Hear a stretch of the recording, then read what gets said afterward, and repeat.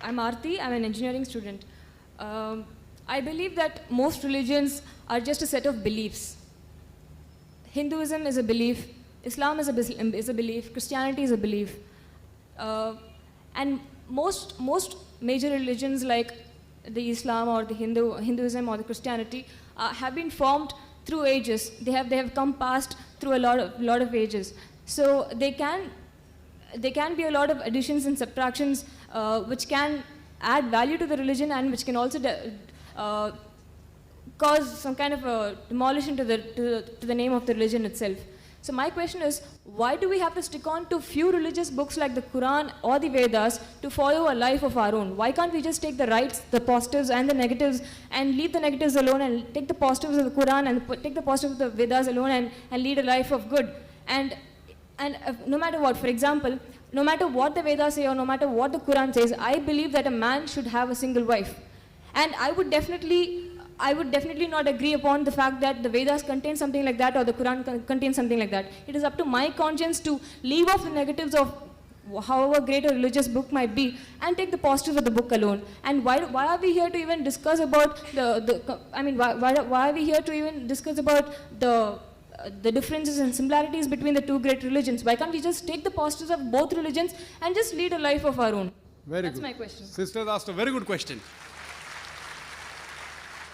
A very good question, a very relevant question. That why should we follow religion? Why Hinduism, why Islam, why Christianity? Why not follow the good things of all? And that's it, finish. Who will decide what is good, what is bad?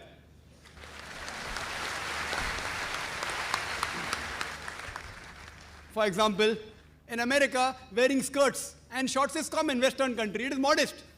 So for there, wearing skirts and shorts is modest. If you wear in Chennai, if a girl walks on the streets with shorts and skirts, you will call it immodest, including you, sister. Even you will say she is immodest. So what is modest in America is not modest here. When I went to America a few years back, there was a person who told me that you Indian women, you are immodest. I was shocked. Why? How come Indian women are modest? Because when you wear the sari, you show your belly. So for the American, the woman showing the belly is immodest. So who will decide? If you go to certain Muslim countries, the Arab countries, looking at a woman, staring at a woman is immodest. Here, as long as you don't touch a woman, you can talk to her, you can look at her, it's modest. Therefore, when you greet the Indian, they say namaste without touching. In the Western countries, it is common that you shake hands. So shaking hand between a lady and a man is modesty. As long as you shake hand and don't touch any other part of the body, in some Western countries it is modest. In other Western countries, kissing a woman on the lips and the cheek is modest. In some Western countries, you can do what you want, the male and the female. As long as you do willingly, it is modest. Who will decide? Who will decide? Who will decide? If you go to America, there are nude beaches. There was a ship, I read in the Times of India 2 months back, a nude cruise. Nude. Everyone in the ship will be nude.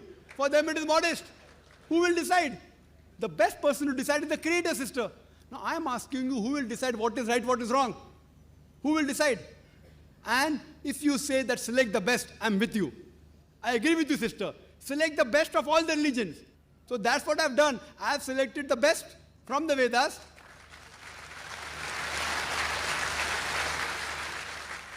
But what is best is not best for you. That's the problem. I'll discuss that also. I challenge any human being to point out a single principle of Islam which is against humanity as a whole. Single.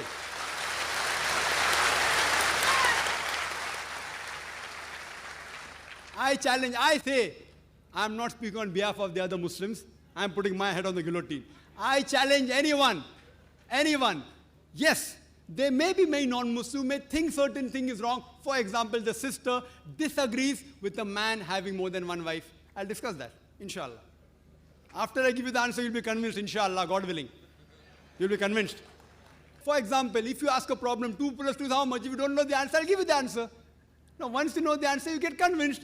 So what do you have to discuss, sister? The things which you don't agree, you can come on the microphone and tell me, I am just a student. I'll try my level best with Allah's help to try and reply.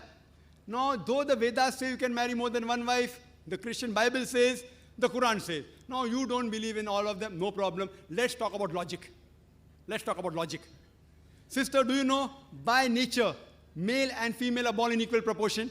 By nature, Male and female are born in equal proportion.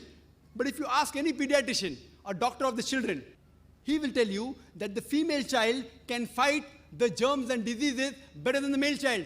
So in the pediatric age itself, there are more male children dying as compared to female children.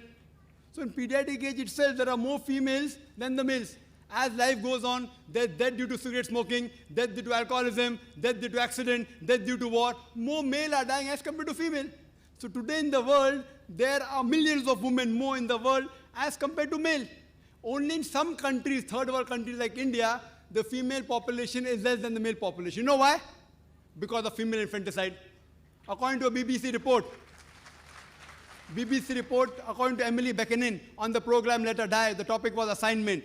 Every day, more than 3,000 fetuses are being aborted in India after they identified that they're females. That means more than 1 million fetuses are being aborted in India every year after they identified they're females. If you stop this evil practice, and according to Tamil Nadu Government Hospital report, this state of yours, that report says out of 10 females born alive, 4 are put to death. Do you say it is right? It is wrong. If you stop this evil practice, even in India, the female population will become more than the male population. In America alone, there are 7.8 million females more than male.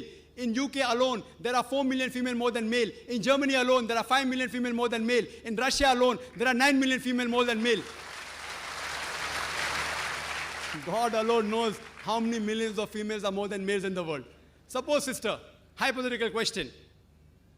Suppose my sister happens to live in America. Or suppose your sister happens to live in America, USA, and the market is saturated. Every man has found a woman for himself. Yet, there will be 7.8 million females who will not find life partners. Now, only option remaining for them, for these females who have got no life partner, is that either marry a man who already has a wife or become public property. You may say, public property? Brother Zakir, such a harsh word. Sister, it is the most sophisticated word I can use. I cannot use a better word. In America, on average, the statistics tell us a person has 8 different sexual partners before he settles down with one. Mistresses is common. You can have 10, 20, 30, no problem. 100 also. The law will not say anything. If you marry more than one wife, that thing doesn't go down their throat. Why? In mistresses, the woman does not get a right. She's degraded. She's dishonored. In Islam, when you have a second wife, you have to give equal rights. She has the honor. She has respect. But I do agree with you, sister. I agree with you that no woman under normal circumstances would like to share a husband with any other woman. I agree with you. I agree with you, sister. But the basic law of the Islamic Sharia is let a small loss take place to prevent a big loss. Means let a small loss take place to prevent a big loss. So all the Muslim women who know that there are millions of women, if they would not allow their husband to have more than one wife, they will become public property. They say, we would not mind sharing a husband to prevent our other sisters to become public property. Hope that answers the question.